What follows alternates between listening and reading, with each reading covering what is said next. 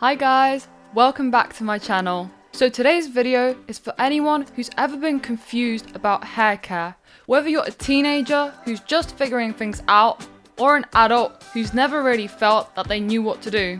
I definitely fell into that category and it took a lot of time trying products, trying to work things out, researching and believing things that honestly weren't helpful until I figured all of this out. So this video is basically all the things I wish I knew earlier.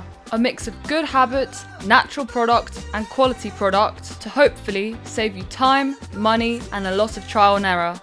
Just a quick note before we start, and that's whenever I mention a natural product or oil, I always mean 100% or extra virgin or cold pressed or at least 99% natural thing. You don't want one of those things from the supermarket where they'll say, oh, it's argan oil or something oil, and it turns out to be mixed with chemicals. So I just wanted to quickly get that out of the way. Alright then, let's go. Number 1, use quality shampoo.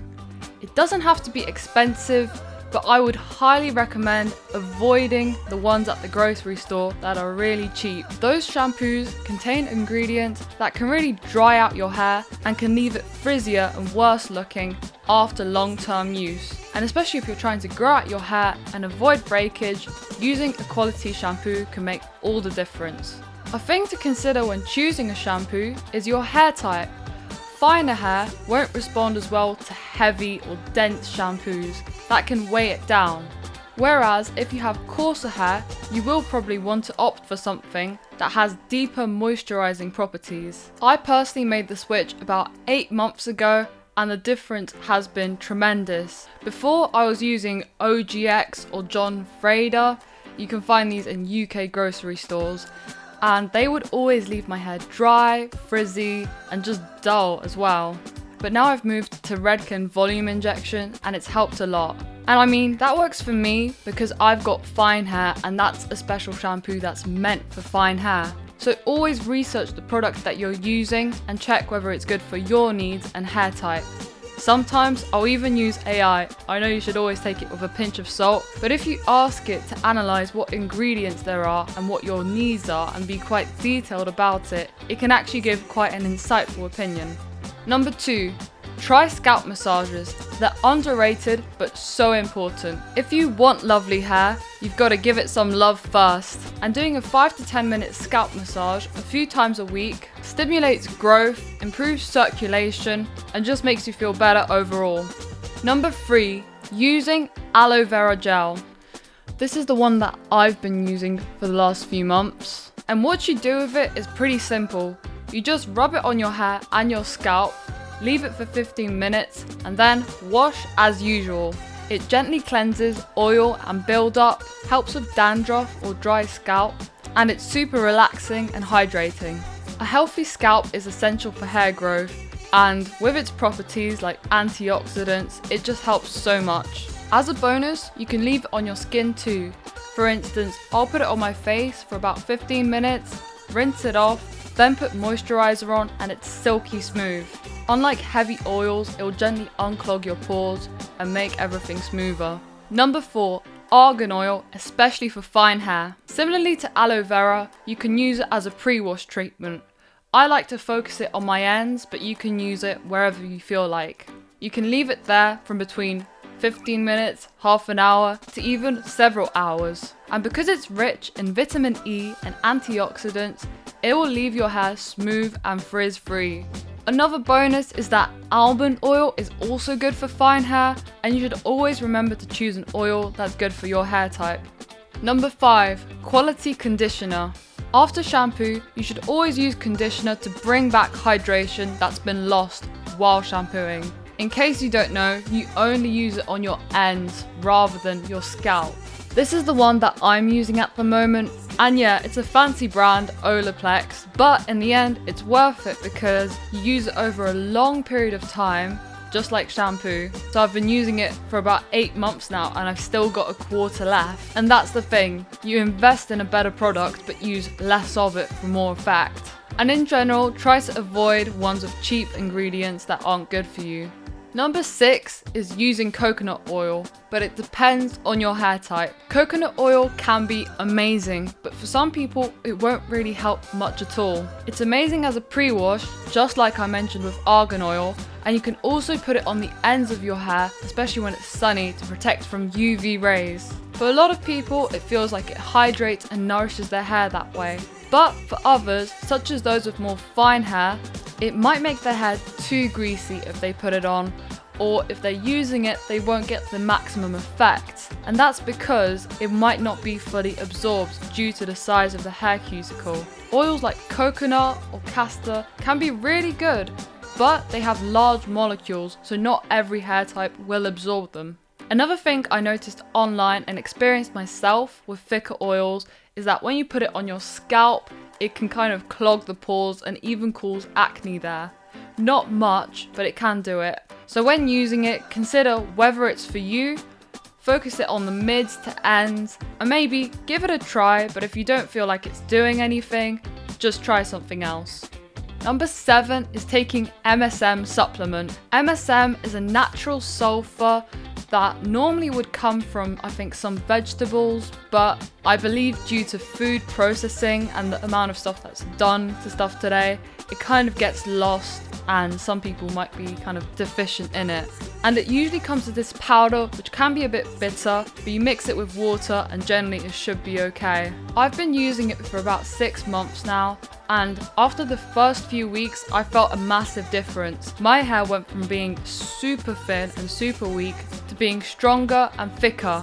And I'm not saying it's going to turn fine hair into thick hair, because nothing can really do that.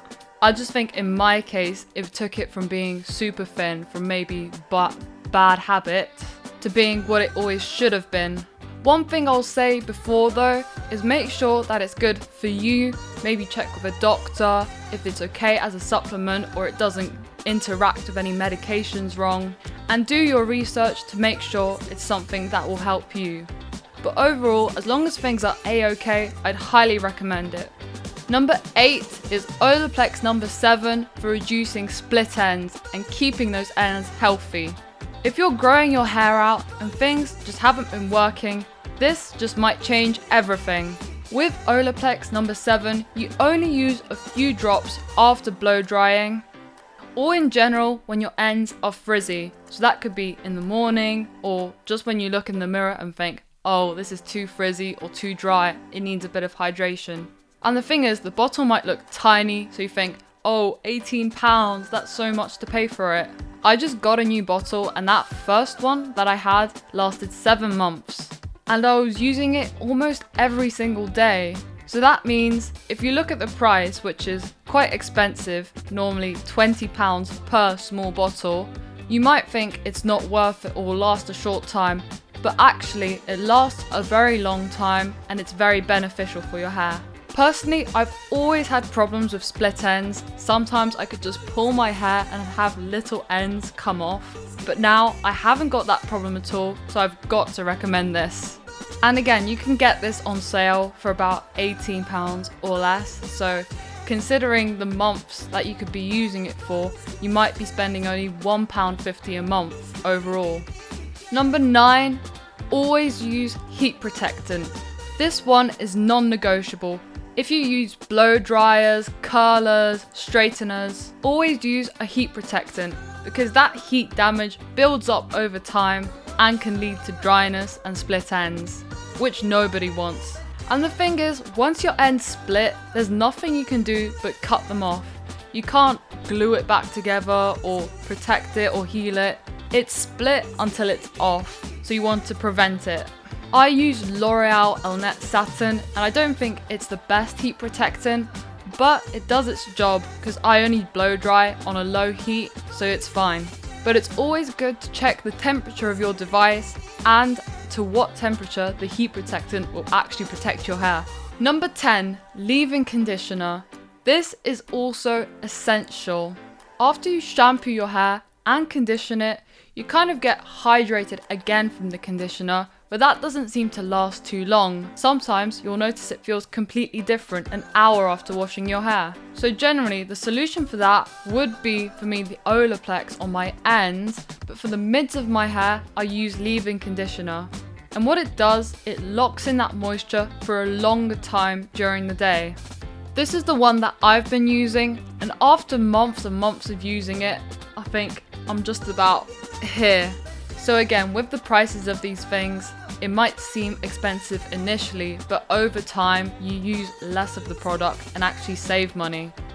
And save your hair. Number 11 is don't rub wet hair with a towel. I used to do this because that was the advice I got. But if you ask any hair specialist, they'll tell you that this is a no-no because at that point, your hair is most fragile. For some reason, when I was a teenager, I always thought my hair was stronger when it was wet because it was just more hydrated and more kind of thick. But it turns out that it's not. So you need to make sure that you're not adding friction and increasing damage. And if you're thinking, well, I don't want it to be dripping wet, you can always gently pat it with a towel, and that already will make it break way less over time. Number 12, brush longer hair from bottom to top. I know to some people it might seem obvious and to others it might not, but this is how you should brush your hair. Just take a small chunk of it, take your brush and brush slowly from bottom to top. Do not start from the roots to the bottom, because if you've got a knot in there, it's just going to yank it and damage your hair. So be gentle, start from the bottom, go to the top, and I promise you that will help you so much. These are honestly the best hair tips and products that I've learned or heard about and used in the last year. Let me know in the comments down below if you've tried any of these and if they've helped you as well. Or if you want a full routine video, let me know and I could make one if people want it. If you found this helpful, don't forget to leave a like and I'll see you in the next one. Bye!